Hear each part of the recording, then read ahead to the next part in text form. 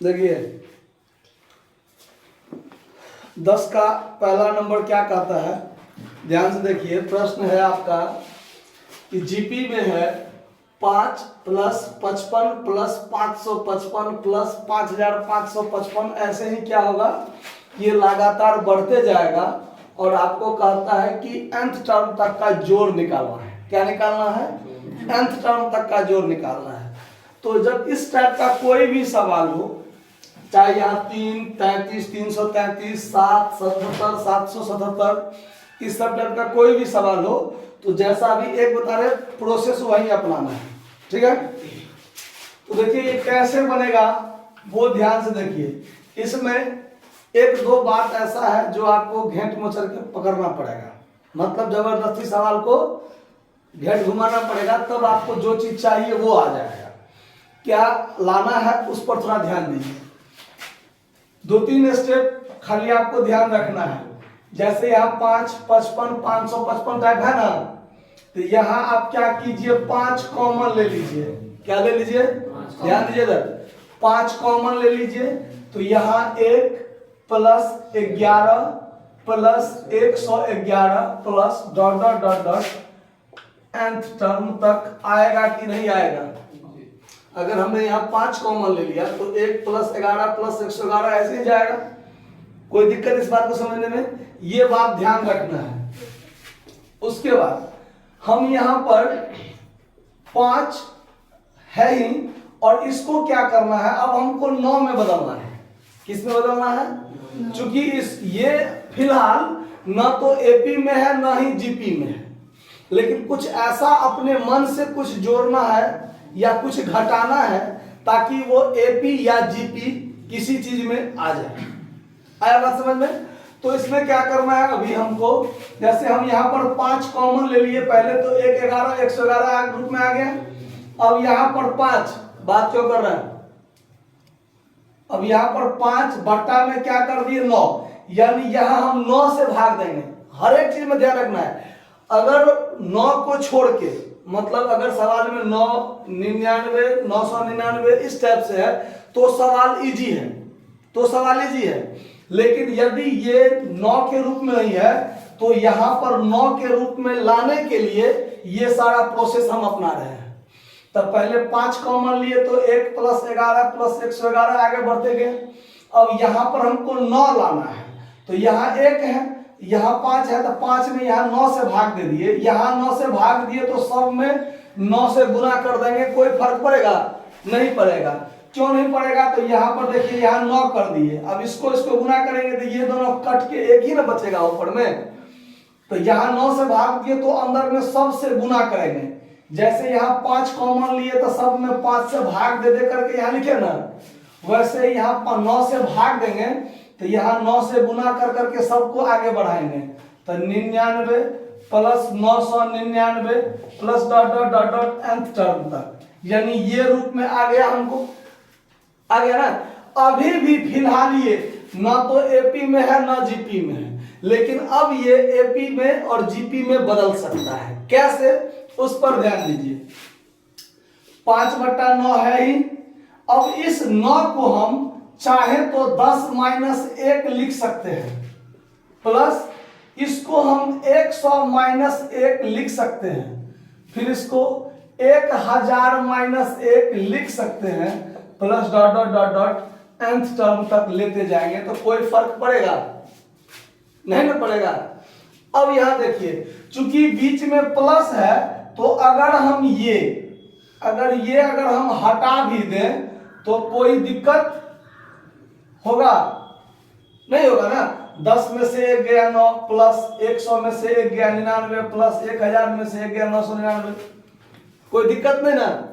अब देखिए, अब यहां से क्या करेंगे हम लोग, तो 10 ये चीज, ये 10, 100, 1000, ये जो एक क्रम में जा रहा है, ये हमको जीपी में नजर आ रहा है कि नहीं आ रहा है? 10 में 10 से गुना किए 100, 100 में 10 से गुना किए 1000, और इसी टाइप से ये आगे धीरे धीरे क्या होगा, सेम क्रम में बढ़ते जाएगा। तो अब हम यहाँ क्या करेंगे, तब 5/9 कॉमन है मेरा, और यहां पर एक कोष्ट में 10 plus 100 plus 1000 plus dot dot dot dot nth term तक यहाँ ले आए और फिर -1 -1 -1 ये क्रम में है, तो माइनस कॉमन लेके 1 plus 1 plus 1 plus dot dot dot dot nth term तक ये भी जाएगा कि नहीं जाएगा? ये बात आया समझ में कि कोई दिक्कत है समझने में? सो बोलिए। ये खाली क्रम आपको ध्यान रखना है कैसे आएगा। सो अब देखिए 5/9 है ही।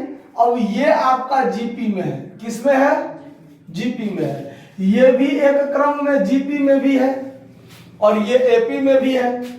जीपी में है कैसे? तो पहला पद क्या है? 1 और आर का मान 1 कर लीजिए, तो 1 1 1 करते चलिए।